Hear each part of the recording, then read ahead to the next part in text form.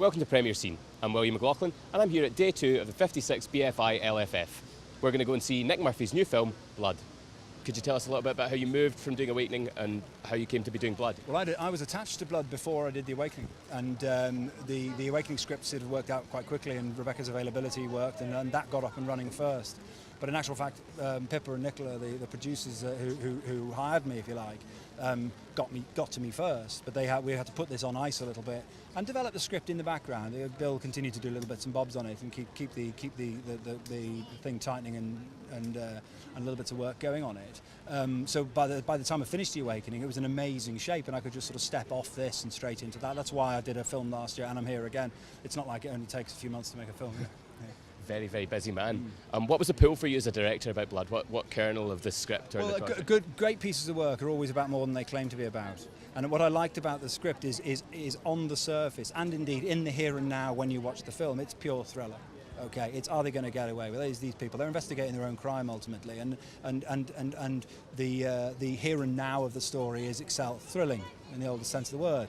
But what that narrative organically reveals are themes that are very, very special. I was intrigued to see that BFI have been running this wonderful Hitchcock season, amazing body of work, obviously. Now, that's a classic case in point. They run as taut, tense drama, as taut, tense thrillers, and don't try and talk about their theme too much. And yet, when you get to the lobby, you're left with this wonderful aftertaste of what the film's actually, the broader themes of what the film's actually about. So what I would say is, in the here and now, when you watch it, it's a thriller. When you reach the lobby and on the bus home, it's a Greek tragedy. And that dichotomy, that difference, that sort of dynamic was appealing for a director, obviously.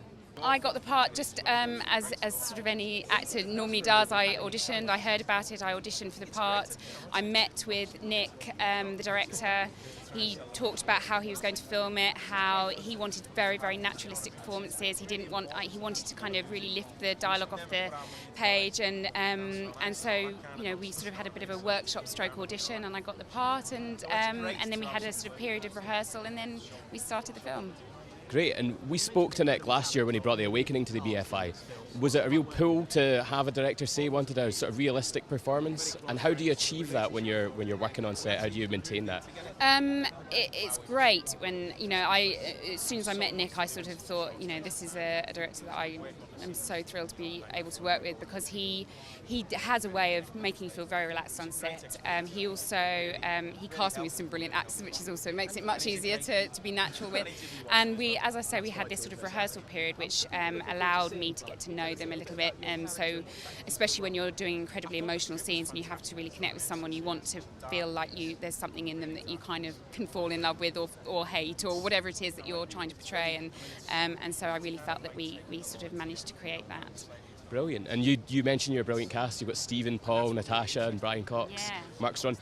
What did you learn from the other actors, and how did you kind of feed off the performances that they were?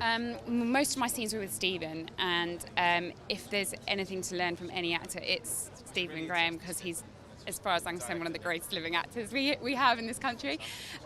So what I loved about him is that he is, he's quite kind of jokey off set, and then the minute we're on camera, he is so focused and so brilliant, and it's almost impossible not to raise your game when you're working with someone like him, because he's so real, and if he's frightening, you are frightened, and if he loves you, you love him. You can't help it. You're getting amazing praise from Zoe. What was it like being involved with such a high-profile project with a cast like this? It was amazing. I think it was Paul originally that sort of said to Nick, "How about if me and Stephen play brothers?" And I've worked with Paul before, and we're very close. He's a really good friend, and it was just an honour to actually get to work with him. A real honour. And it's a very British film. You're here at the BFI. You're an English actor, and the film's set in Britain, in Merseyside. Is there something special for British audiences about that fact? I think it's something that we can relate to. Do you know what I mean? Because of the scenery and stuff like that. But it's a very dark and very testing piece about how far do you go? What is that fine line of when is it too much? Do you know what I mean? To get involved and to actually take the law into your own hands. And any specific parts of your performance that really stood out for you, that surprised you, that you'd like to share with us? It was the whole thing, to be honest with you. Do you know what I mean? It was really We lived together for. It's like with Neil and I.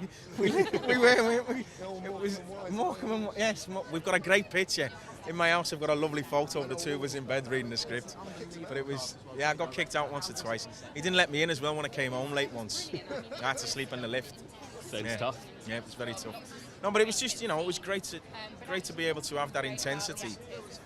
And we had lots of laughs on set, and the atmosphere was really nice, and very jovial and friendly. But then when you get right into the nitty gritty of it, we were all prepared to work and dive right in. Do you know what I mean? And when you're wrapping a project that you've had so much fun on, is that tough? How do you feel at the end of it? You become a family. Do you know what I mean? When you spend so much time with everyone, especially me and Paul, and you do it. It's like losing a lover in a weird way. Do you know what I mean? You missed everyone straight. Well, it takes a while, but you miss everyone straight away. Could you tell us a little bit about how you got involved in Blood? Really traditionally, I got sent a script by my agent, and I had been.